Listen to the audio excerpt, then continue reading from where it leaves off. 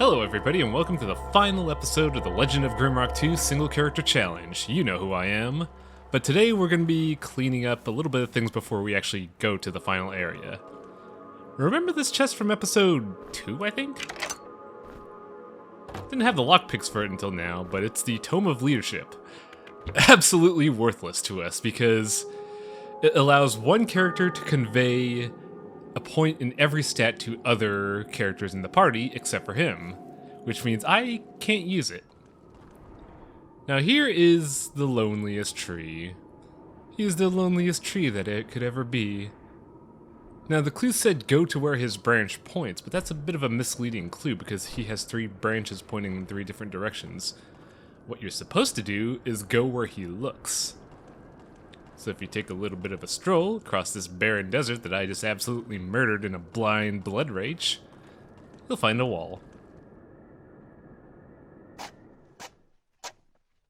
There you are. Oh, by the way, last mimic of the game. Now I'm keeping a little bit of this bit in because how do you backstab a box? Anyways, that chest gets us a couple goodies. A potion of dexterity, finally. A potion of resurrection, and the silver scepter of Isocronus. Now, despite the name Cronus, the silver scepter actually doesn't involve time at all. It just gives you invisibility. Which could be useful if you're a baby and can't stand fighting. But now we are at the Castle Nex. And it seems like the Island Master is expecting us. And he even gave us a gift. A compass that doesn't seem to work right.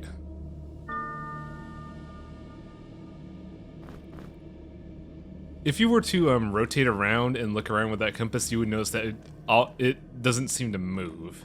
It doesn't point north, so what good a compass is that? Now, there's a thing up there that I can't get for a good while. Shit.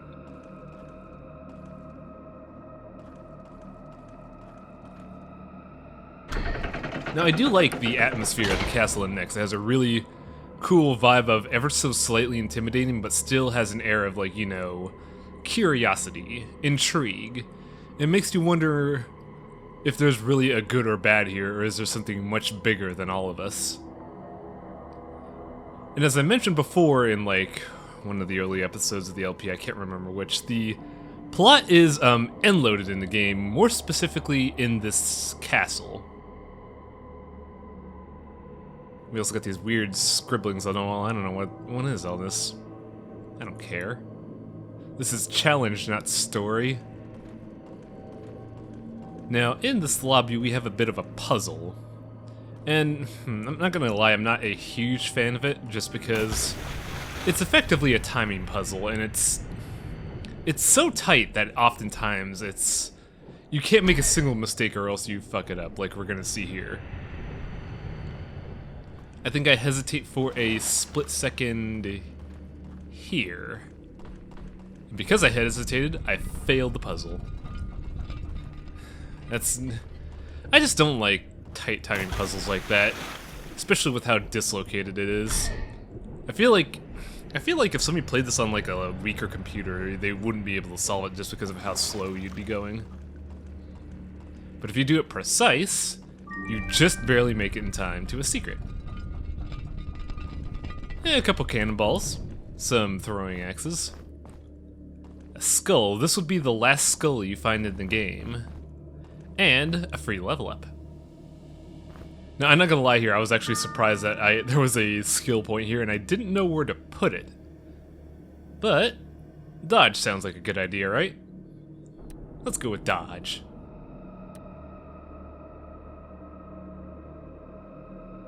Now, much to my surprise, the Castle of Nex, when you have full knowledge of the puzzles at hand, actually quite the short dungeon.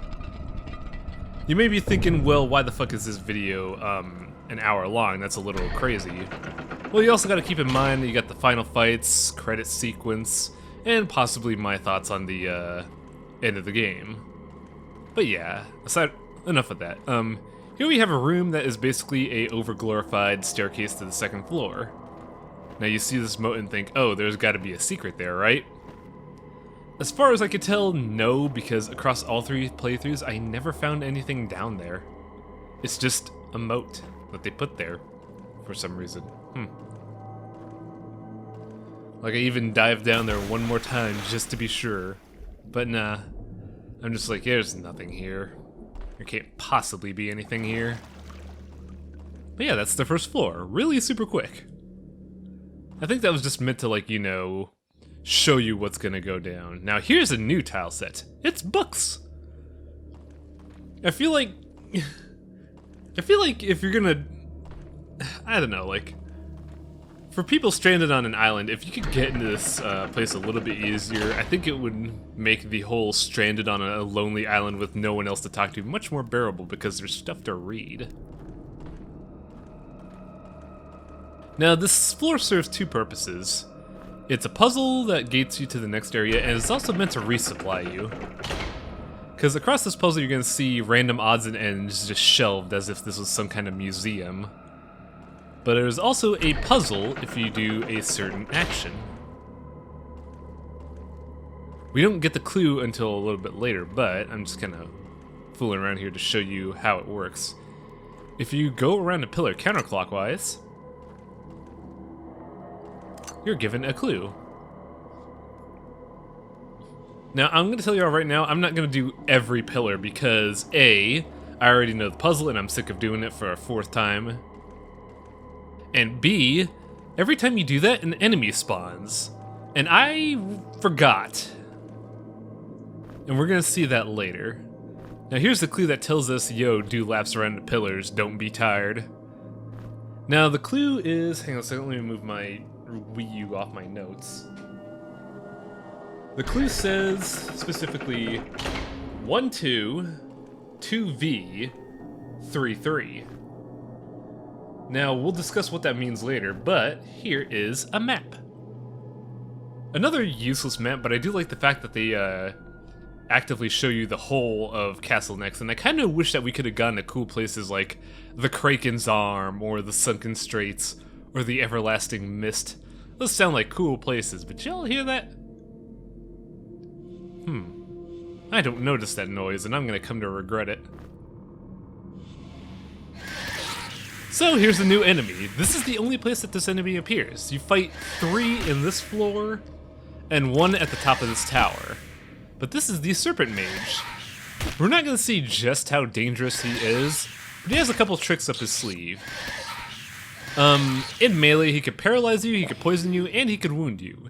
At range, he could cast a volley of poison fireballs, which is actually really dangerous. And if you try to, like, you know, flank him and get on the side, he could sideswipe you with his, many serpent heads. And he's a really dangerous foe, which is why I'm not gonna fight him. Well, fight more of them. I could potentially fight 3 more, but I'm just sitting here thinking, what's the point? I don't get EXP for fighting, and I'm showing this guy off right now, so let's just, you know, do the puzzle. Not really in the spirit of the LP, I know, but I think when I was recording this, I was frantically trying to figure out how I'm going to reduce the time for this so it's not 2 episodes. Now, as I mentioned before, this area resupplies you rather well. You get 4 red caps and 3 ether weeds, which is basically a free set of health and mana potions. You also get bullets and arrows here, and one other item that I can't recall offhand. I think it's like a... Oh yeah, you get the resurrection potions from earlier. They give you a lot of resurrection potions in this dungeon. But now, those numbers I listed before, 2, 5, and 3, they refer to this. Now this is effectively a tumbler lock system. Each lever you pull up and down will set up a number of clicks, as in like 1 to 6 clicks. And what you gotta do is press that button in the sequence of 2, 5, and 3, which are these combinations of levers.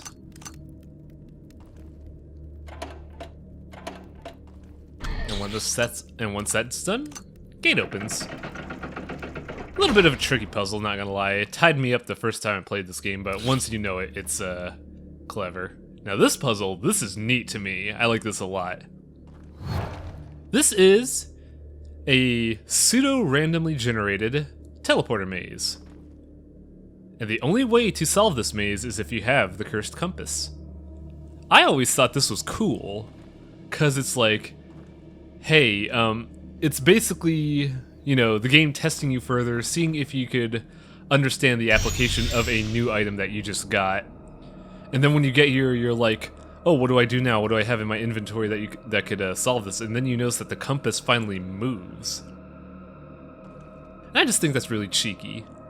Now, you can't brute force this at all, because I don't know how, like, there are several preset permutations of maps. And I know for a fact that this is the case because the path I'm taking right now is not the one I took in my practice playthrough.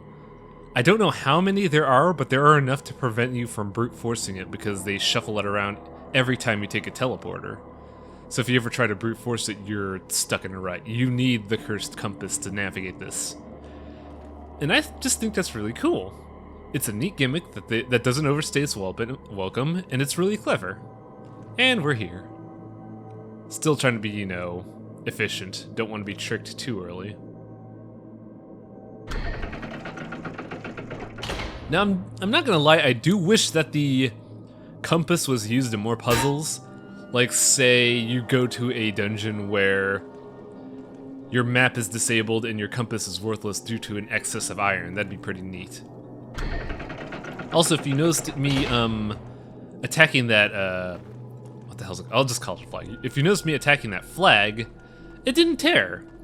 That kind of irritated me because in Grimrock 1 you could attack those things and they would tear, and in this game they don't, and that makes me a little sad. That was one little thing I liked in Grimrock 1, how you could, like, vaguely affect the environment, but in no substantial way. And as I mentioned before, this area resupplies you in various ways. Like, they know you're going to be here for a while solving puzzles and stuff, so every floor they give you a few restoration items and some food. That way you're never forced to go back and resupply. Which is smart in my opinion. Especially with puzzles like the Cursed Compass, where backtracking is probably impossible, or going to be too much of a time waster. Now on to floor 3. This puzzle's okay, but it does one thing that kinda irritates me. So let's look around for a bit.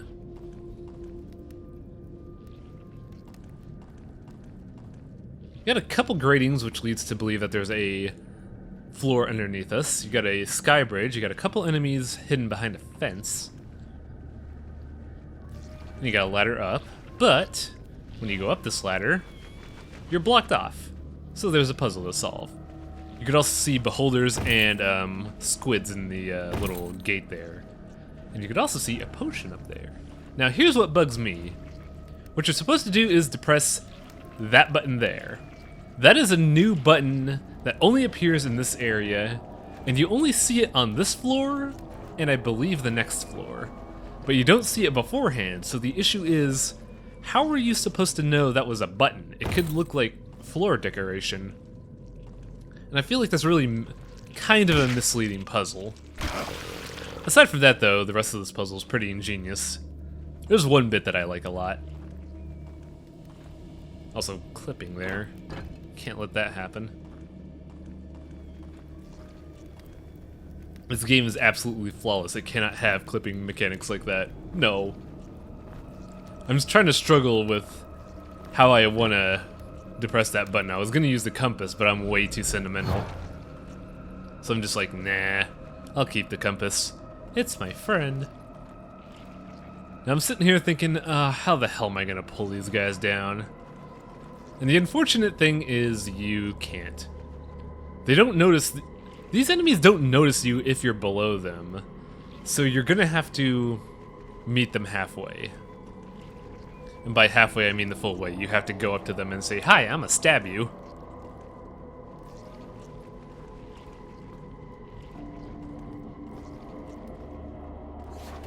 And there's a squid fella. I was hoping to dodge that darkness bolt, but nah. Bad luck.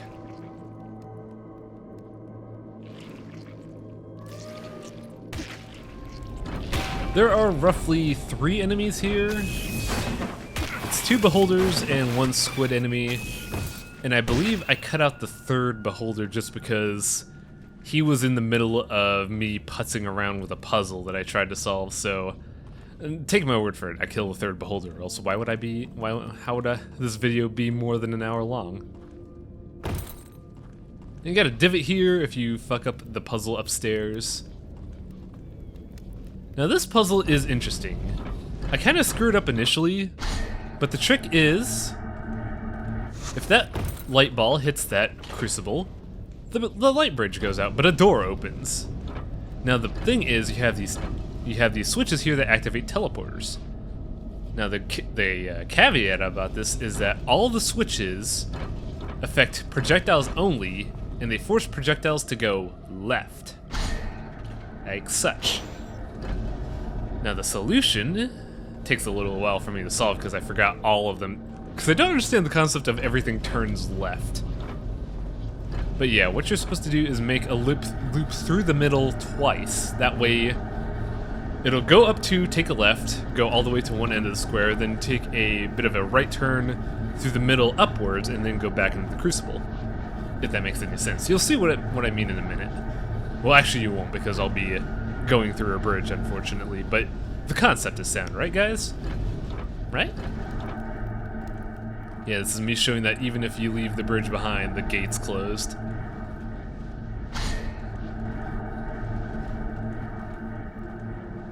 And the door's open. So, we could go on, go forward, and progress through the game, but there's a potion there. I gotta get it.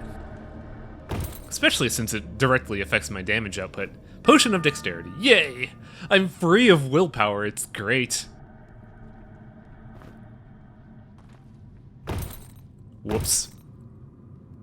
A little bit of backtracking. I do want to get everything here because every little bit helps. Now let's solve it again. I say solve, but it's already solved, but let's, you know, do the puzzle all over again. This bridge is kind of neat. Great way to keep the player's attention going, because you gotta be attentive, you gotta make sure you know where the bridge goes and keep up with it, because it's only like 3 tiles wide? I'm being a little meticulous here, because I can never remember exactly how the secret operates here, but once I eventually quit bumbling around, you pull the switch and the gate opens, but if you were paying attention through your ears, you could have heard a stone wall opening. That's a neat little trick, in my opinion. Some people would be way too fast in a hurry that they didn't hear the secret, and then they just leave it all behind. And I'm gonna tell y'all right now, I don't need the secret. I'm just showing it off for the sake of, you know, for the sake of completion, even though I didn't do everything. I just like showing off the puzzle logic in this game. This was a great way to punish people that didn't pay attention and just kind of rush forward, because if you do the secret, you get potions of resurrection. It's a shame that when, you know, when I eat shit and I die in this game, I don't block my heart with the potion of resurrection, therefore it spills on me and then revives me. So I'm gonna walk all the way back. I kind of wish this game had a 300 speed mode, because this sounds hilarious. And now we're at the slowest part of this area. First off, we get supplied again. A couple snackages, not bad. I do indeed like a sausage and mushroom sandwich. They are very delicious, thank you. Going through here, we now have to go across the banisters. And we have to fight a lot of spiders and slimes. So if you're arachnophobic, might need to turn away for a couple minutes. There are still supplies here. You could get bullets, you could get cannon shells. I believe you could also get red caps. I don't remember where though. I believe they're in a sack around here. There's the cannonballs, we passed the bullets. I'm trying to remember what else is on the bottom of this.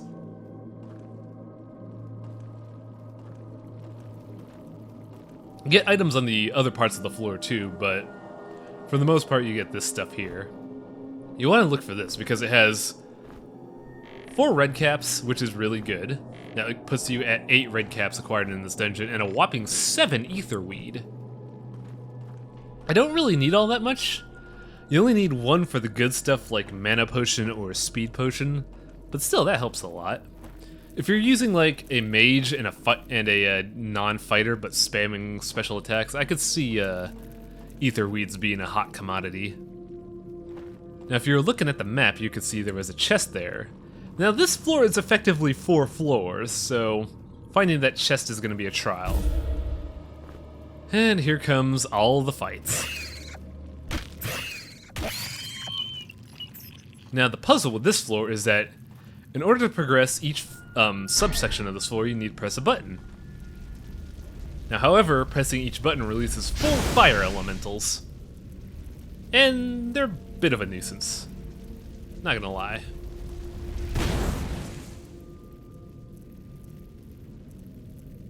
Oh, there is so much of this level to go. It really... This stage is weird. I have differing opinions about it. When you first go to this area, it's cool because, wow, this is tall. I can't believe they managed to get all this into the area. But coming back to it, where there's just so much fighting, ugh. And the worst part about the fighting is that it's not exciting. There's no real way to evade or juke. You're stuck in effectively a hallway and you're fencing your way to victory. Which is not the Grimrock way, in my opinion. Also, I kind of learned a new thing while I was, fighting here. You can't backstab a slime. Either that or I'm very unlucky and I don't know where to backstab a slime because I never got a backstab prompt against these guys. So either I'm just blind and can't brain a slime, also I fucked up and totally missed that switch. Or slimes have no backstab, which would make full sense, honestly. But I just never noticed that until now.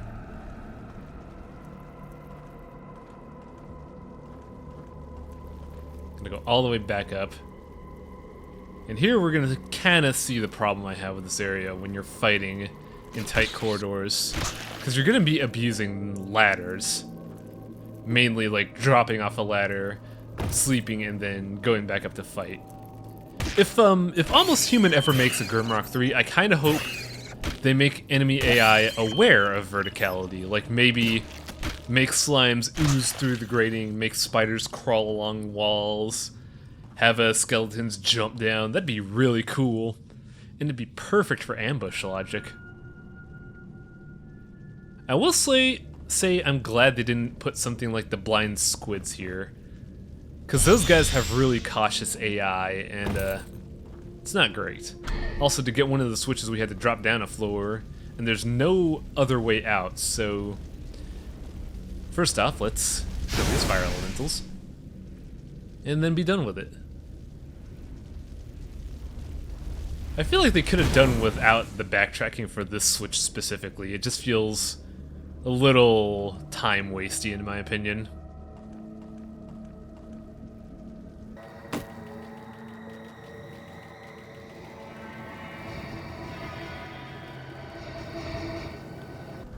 Hey, one more.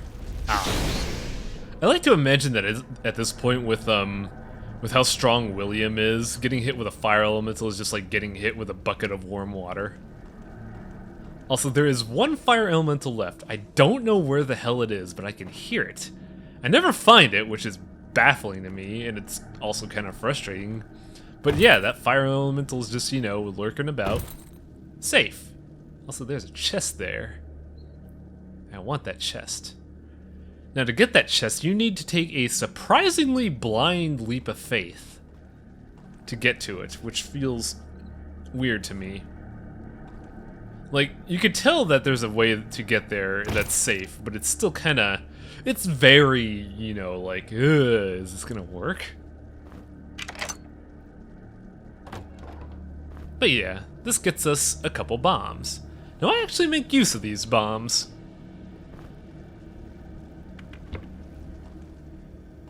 Also, this puzzle's cool because it allows you to, you know, go back super easily. I feel like that's something a playtester saw and said, hey, that's really stupid, man. I don't want to backtrack all the way a 4th time. Never found that fire elemental.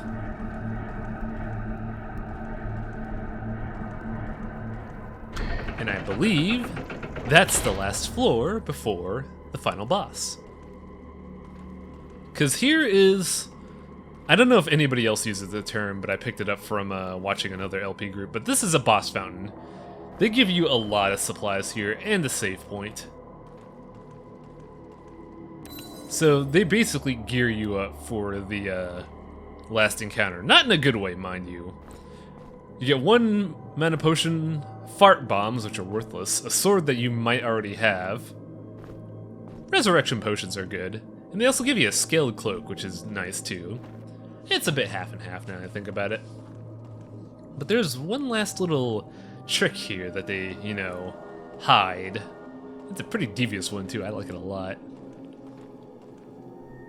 I'm just looking for the switch because I don't quite remember if it was a secret or not, but... This is a wind gate back to the start. Now you can resupply if you wanted to. Open up this door and you're ready to go. But by pressing that switch, you also close and you also open another door. Did you see it? Because I sure didn't the first time. This leads to that chest we saw at the beginning of the video.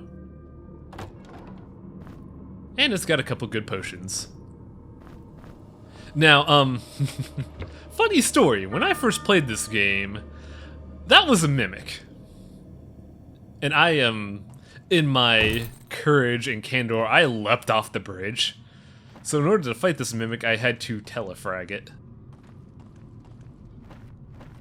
But yeah, that's a little bit of supplies. Potion of strength is okay, I guess. I would have preferred dexterity, but that's just me. Come on, guys, cater to my one character. But yeah, that's the quote-unquote last floor. Now for the final boss, I'm gonna look like I'm overcautious just because when I did a practice playthrough of this game, I ran out of red caps. So I ran out of red caps and I ran out of yellow herbs. So not only could I not make health potions, I couldn't make speed potions. So the final boss was really tough. Imagine trying to fight a slugfest among a mob with no healing at base speed. Whew. I also take the time to sleep, not to heal, but to, you know, set up the atmosphere. Gotta get the lighting just right. Get that glow on the horizon. Perfect. Now there's one last secret, even though it's not a secret. There's some bombs here. I don't think I use those bombs, actually, which is kind of disappointing. I feel like there should have been something here, but there's not. Maybe that's where they intended to put the wind gate, but that felt a bit weird. The wind gate back to the start, that is. But yeah, we've reached the final boss. You know what that means. Time to shoot up some steroids. Now, normally I would try to do a balanced thing, get a potion for everybody on my team, make us ready to go, and you'd have like, say, 20 to 30 crystal flowers ready to go. But under the circumstances, I have more than enough willpower. I don't need strength. So I'm just like, you know what? Fuck it. Give me my dexterity. Feels so good. That is until I see my stat sheet, and I'm 2 away from 45 dexterity. That just makes me irrationally mad. 2 off. Why? Everything's ready to go. Got my sword and shield. I'm still a little cautious because I'm always, like, wounds can make or break this fight. I also forgot to make speed potions. Speed potions really help with this boss, especially since the Thunderbolt perk doesn't exist. But yeah. Let's get ready to go. The exit's right there. We can finally leave this cursed island. Oh. So, the final boss is a Dragon Rider mage. This is much cooler than the Hypercube from Grimrock 1, because A, he summons minions. Now, I don't know if it's just the case for the ghouls or all the minions, but I feel like his summons have less HP. Also, this is gonna take a while just because I kind of want, yeah. Well, for one, my damage range is kind of all over the place. I can either do a boatload of damage or a pitiful amount of damage. Bombs help. If you want to expedite the fight, you should probably use bombs. Now that I think about it, I had, what, 15 red caps left? So I could have made, I'd say, 9 bombs and made this really fast. But yeah, crit rate's really helping out here. Like, whoa. This fight would be, I want to say, 2 to 3 times longer if I didn't have crit rate. And now, even though these minions are the slowest part of the fight and I probably should expedite them, I save my speed potions for later. Because once you get him down to the last minion, he puts down his shield to fight you, mono a Dragon Rider. Now, Lindworm has a variety of abilities, but we're not going to see a lot of them because he has an AI issue. Now, Lindworm is a 3x3 character in terms of Grimrock's area grid, but you could actually go inside him as if he was a T-block in Tetris. And if you ever go inside the head of the dragon, he will do that wing flap, which is not only weak but has a huge tail. And by doing so, Lindworm is a chump. Like, that wind flap is pathetic compared to his other attacks. Now, Lindworm has a variety of attacks, most of them a modded version of Eurospells. He can do just a more powerful fireball, and he can do Ice Wave, but at a 45-degree angle, which is kind of neat in my opinion. Also, notice how his name is... You know what, never mind. Let's deal with these pirates. This is more of a problem. Now, alongside Lindworm's spells, the dragon can also do a charge attack, which is what you saw. That charge attack hits your entire team for a small amount of damage, but it hits like 6 or 7 times, so it can really mess you up. Also, this is scary right here. I almost got cornered. He has the wing flap, which is the key to victory, and he also has a jump. We're not going to see the jump this episode, because, man, I got lucky. But if you're in the wrong place, if you are anywhere within his 3x3 grid when he lands, he'll crush you, and you lose. It's just, there's just no way around it. He also does a bite attack, which he does right here, and it really hurts. Ow. But yeah, alongside Lindworm's ability, his Dragon Rider moves, he can also summon up to, I want to say up to 5 phases. Now, due to how practiced I am with this fight, we only see 3 phases. The 3rd phase is a snake theme. You fight 5 cobras, 2 gorgons, and a snake mage. Oh, here's the jumping attack, by the way. I was wrong. Yeah, if that hits you, you're dead. Don't get hit by that. Phase 4, you fight it's either 5 or 6 fire elementals and a lava golem. And that lava golem can mess you up bad. And the final phase is a fuck you, you've lost phase, because it's 6 mosquitoes. And they'll just peck you down until you're dead. I don't know if it's a lose condition in the main game, but in my circumstances, you just die. You're done. You can't recover from that. They attack way too fast. And as I mentioned before, when I did this in the practice run, I had no healing. So whenever I would get to the mosquito phase, it was awful. You just want to out-damage the boss here. Now for the snake phase, frost bombs are great. Also, don't be stupid and do what I did. This is a huge risk here, because I'm being attacked by 2 cobras and the snake mage.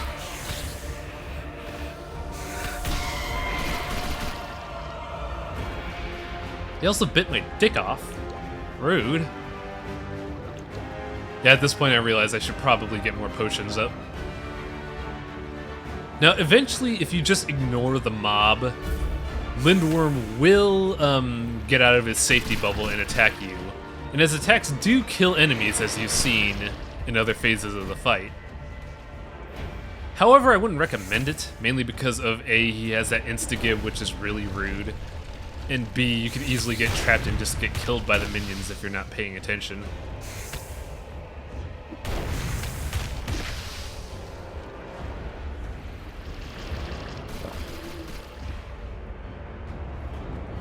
Now, for whatever reason, the frost bomb doesn't work on the mage, which is rather frustrating. Also, I forgot to mention this as well, but Lindworm actually reacts to what you do in the fight. We don't see a lot of it, but he reacts to potions, spells, special abilities, magic, the works. It's really cool. I like the fact that the final boss acknowledges all the stuff that you've gone through. But he's gone. What do you mean we'll never make it to the Nexus? We're here right now. And Lindworm's dead, leaving behind a Power Stone. Well, yeah, that was the final boss of Grimrock 2. Now, I don't know why I'm doing this, because the Cobras dropped this item, but I made an antidote. And while I'm looting here, I'm gonna realize that the Cobras drop antidotes. I'm just like, oh man, I'm an idiot. Now, interesting thing about this fight, the enemies actually have specific drops. The Rattling Pirates will drop a set amount of ammunition. These are guaranteed, by the way. There's no way you're not going to see these. The Rattlings will guaranteed drop up to 30 ammo. The Wargs will drop stakes guaranteed. The Snakes will either drop their tail or anti-venom. The single Snake Mage will drop a Crystal of Healing. The Lava Golem will drop a Recharge Crystal. And I don't know what the Mosquito Phase drops. I'm sorry, I just never did that. Speaking of Crystal of Recharging, I never did demonstrate this. Actually, I think I did, but I might as well show it off again. But yeah, Crystal Shield's ready to go. Didn't really use it as much as I thought I was gonna, but yeah. Nice to have, you know, backup healing just in case things go awry. But we finally reached the goalpost. We're here. This is the finish line. We've made it. I don't know why I'm looking for secrets. I have all the treasure I need. But I'm just gonna, you know, bask in my victory and let this ending play through for you to enjoy.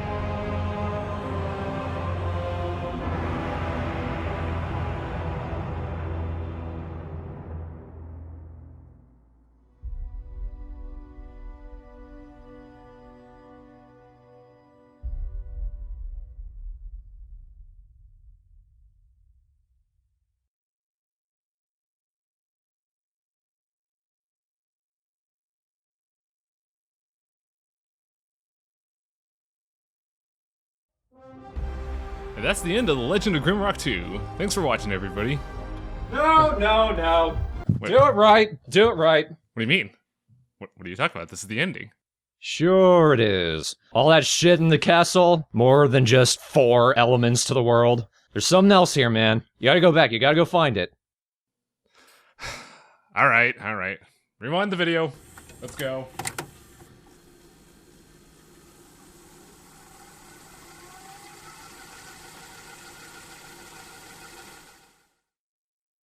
Yeah, there's a second ending. We have 4 power crystals. The story tells us, yo, there's a 5th element. Seek it out if you wish to be illuminated. The ending, I have conflicting feelings about the ending. After Grimrock 1, I actually like the quote-unquote bad ending to Grimrock 2, just because you escape the... It kind of makes sense. You're just, you know, you're trying to escape the island. You're 4 prisoners shipwrecked. You just want to go home.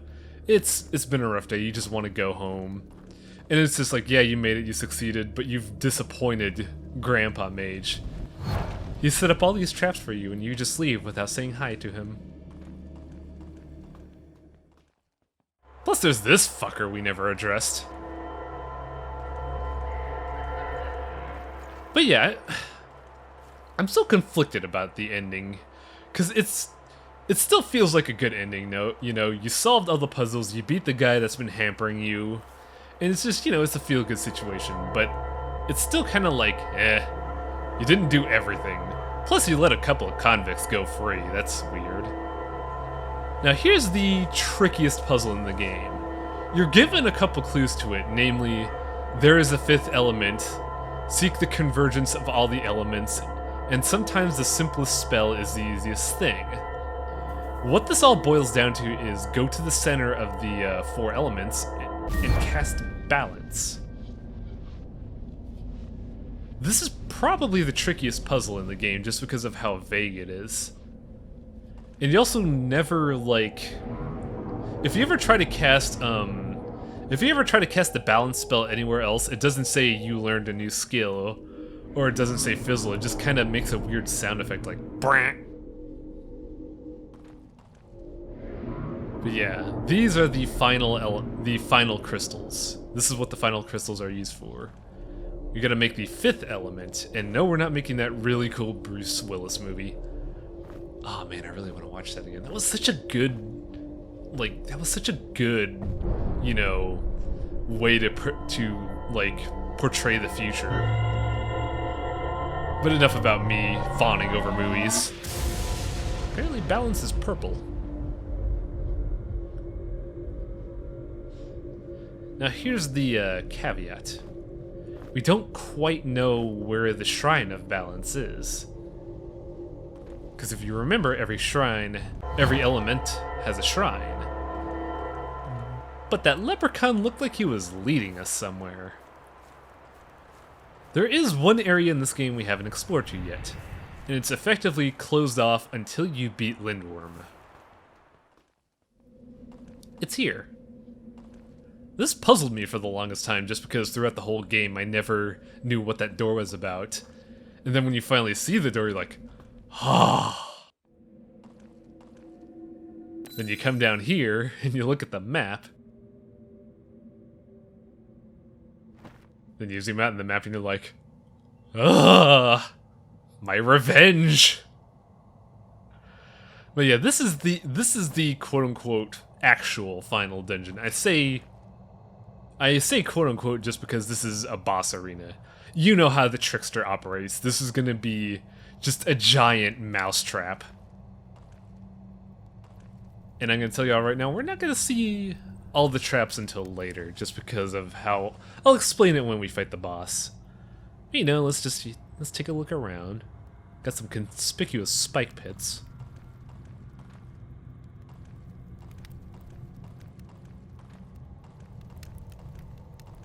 As I mentioned before, I really like the trickster mentality.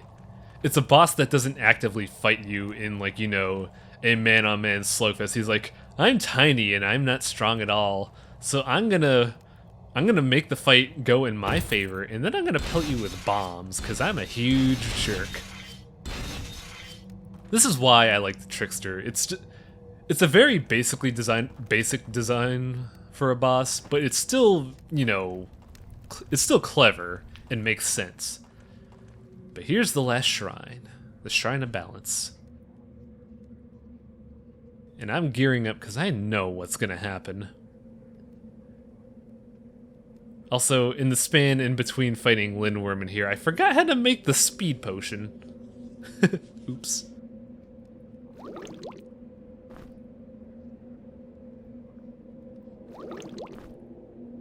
As I mentioned a couple episodes, like I want to say in episode 8 through 10, I mentioned speed potion is great. You want a bunch of speed potions if you ever do this challenge. You also want, I'd say 3 potions is enough, but I've had bad luck this fight. Also, I forgot to mention, with Lindworm in this fight, I actually only fight them once. I have really good luck with enemy AI and do some mean tricks. So, like, take solace in knowing that there's no editing with this. These boss fights for fun. Alright, buddy, let's go. The Trickster is the Trickster. He's in his Trickster arena. It's the same gimmick, but he has a health bar this time. He also has a couple new... He has one new attack that we probably won't see initially. Now, the big thing about this fight is that he has traps and he could trap you in a very dirty way, but you can actually control this fight. If you know where the Trickster spawns and how his AI behaves, you could actually trap him in the corner next to the shrine, and he'll never activate a trap or throw a bomb. And we actually see this later in the fight.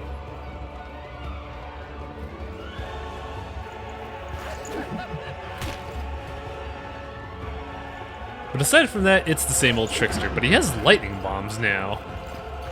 Which would probably be threatening if I still had the bronze bangle, but it doesn't do as much as the fire bombs. Now here's what I mean by controlling the fight. He has a really bad habit of trying to run away from you, so if you stick him in a corner, he's got nothing.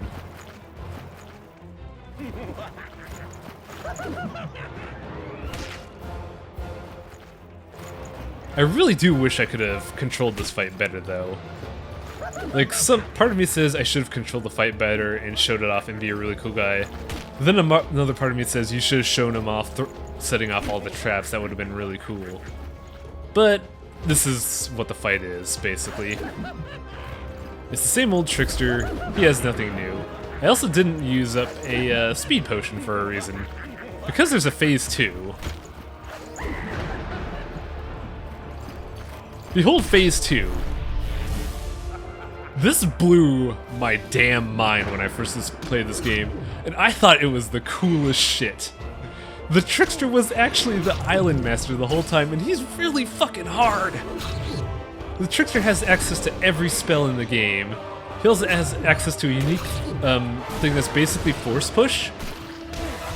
Force Push is a physical ability. It pushes you back one tile, and it has a high chance of causing wounds. Now this is a problem because he could push you into pits really easily. If you're not paying attention, that shit hurts, man. He also has Force Field, which is, you know, a 300 HP barrier, which kind of prolongs the fight, but if you didn't have it, it wouldn't feel, you know, as magical as it is. Now, if you're wondering why Island Master seems familiar, he's actually based moveset-wise and model-wise from the Gorgamorg mages in Grimrock 1. But he has a lot more tricks, like, you know, like cloning. Also, I felt really clever here. I was like, you know, I'm gonna use this fucking jewel staff, and he's not gonna be able to do a damn thing. But turns out he could still summon clones. And he could also, like, put up his barrier during this part, which we'll see here in a minute. But if you're ever having a tough time with the Island Master, you can use the Jeweled Scepter of Ruling to trap him and get a breather. Or you could use it to close off the gates and get a breather. It's a very useful skill, but I was just showing off there. I wanted that staff to be useful, and it was. But yeah, this was such a cool fight. And also when I did this in the practice playthrough, this fight was fucking hard because I had no healing. I'm gonna let you all right now, if during the Trickster phase of the fight, he opens up the specific trapdoor, you can find 3 health potions.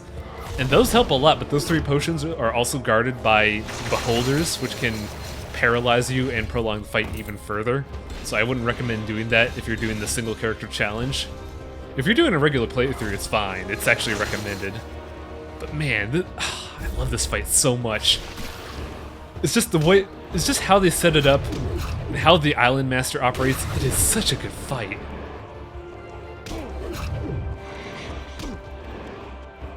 It also helps that he has a really good animation set. He really does feel like he's a powerful mage that has been doing this shit for years. And he knows what he's doing. He's not a pushover. In fact, judging on how many attacks I've taken, I'm the pushover. Man, this was such a fun fight. This was basically a good apology for Grimrock 1 in my opinion. With that said and done, the Island Master's dead. And he's left behind some effects.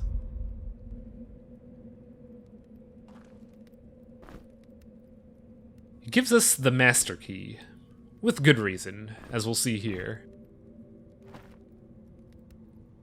So for those of you that can't read whether due to YouTube's compression or not, basically what's been going on is this island holds the secret to all creation, basically everything. Like, this is a place where creation is stored. And if we ever needed to create again, you would go here. It's a power that's super strong. Now the thing is, how do you determine who guards creation? And the spirits of creation figured that out. They found this island that is out in the middle of nowhere, and they would create a series of tests for people to go through that would determine who would be the next guardian of creation. Also, I'm going to interrupt to say we also get a staff here. This is the Wizard's Verge. With the staff, you get a skill called Disintegrate. This kills everything. So with this boss, you get the key to all puzzles and the staff to kill all enemies. Which basically means you've won the game. There's no holding it back. But yeah, the entire point of this game was a series of puzzles to find among random humans to determine who was worthy enough to protect the power of creation. Which is something you never really thought about. Like, when you have the power to just say, I make this, that's some pretty heavy shit. Like, in irresponsible hands, you can salt the earth. You can fuck everything up. You could also make a world peace and make everything boring and uneventful. So, what happens is, the gods of creation created a series of puzzles to test who was smart enough to test out if a person, or in our case, series of people, were smart enough to know to guard creation and to not use it, and to only use it when it was absolutely necessary. And in these circumstances, we were smart enough. We have earned the right to be the guardians of creation. But this also kind of means, this is our home now. I mean, granted, we do have a spiffy airship that'll take us across the world if we ever want to get any, entertainment, some company, the drill. But yeah, we now, William is now the guardian of creation. And I just thought that was so cool. Like, in Grimrock 1, there was no big thing about it. In Grimrock 1, the plot was, you're dumped into a tower, turns out the tower is actually a jail for a higher power, and you accidentally nuke yourself killing that power. That's just that's a typical, series of unfortunate events. Like, you did a bad thing, now you have to fix it all. And in this story, this just felt so awesome and grandiose to me. It went from we're trying to survive to we are worthy enough to be creators. And I was just like, wow, that's awesome. But anyways, to get the final ending, you take the Master Key back to the Tower of Nex. And I never did address this one weird gate at the beginning of the video. And also something kind of bugs me. This gate is protected by a cog lock. Now there is one cog key in the game, and you get it at the graveyard. So I'm going to leave you with this while the ending goes. If anybody's playing the game, and you get the cog key in the crypt, can you use it here? Let me know in the comments of the video while this ending plays out.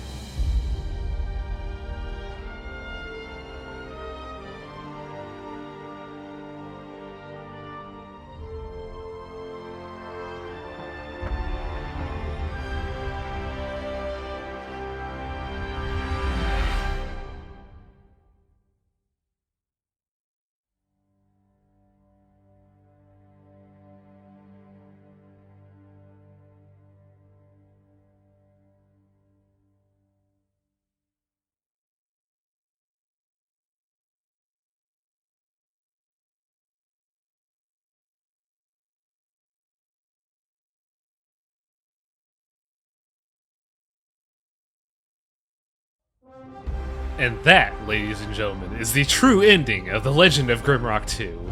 This game is so fucking good. I love it so much. Like, right down to the atmosphere, the music, the puzzles, the level design, the mechanics. It's all just so... oh, man.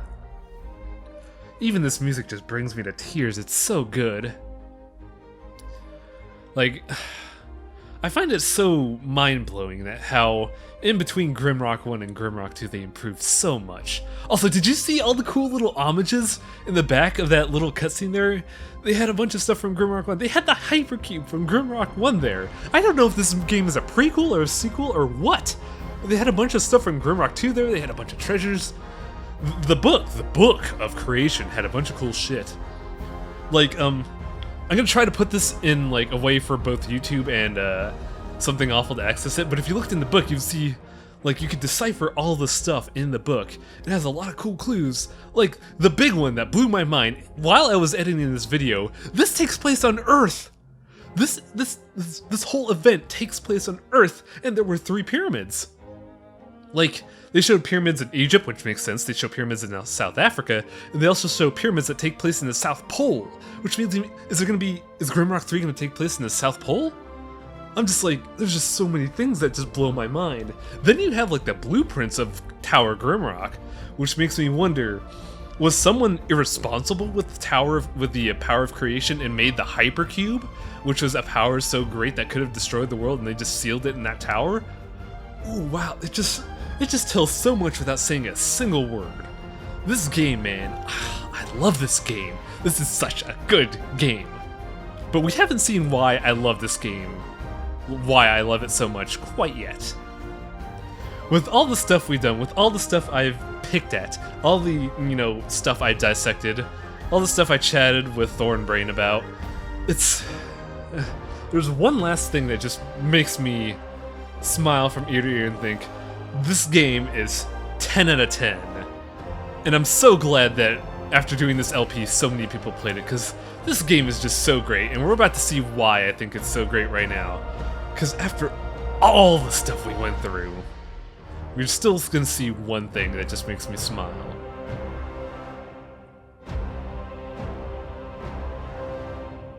Right here. That's just such a powerful thing to me. To see the guy that's been plaguing you this whole time, this dude that's just, he's been incessantly plaguing you, testing you, poking at you, making fun of you. This whole time, you're effectively your rival through this whole game. To see him just, take a bow and acknowledge you, like say, hey, you did it all. You've passed all the tests. You've won. I congratulate you. That just shook me to the core. I have never felt anything more powerful in a video game than just that. And that is why I think The Legend of Grimrock 2 is probably the best classic RPG this generation. For those that stuck through the LP, thank you for watching. This was such a fun thing to do.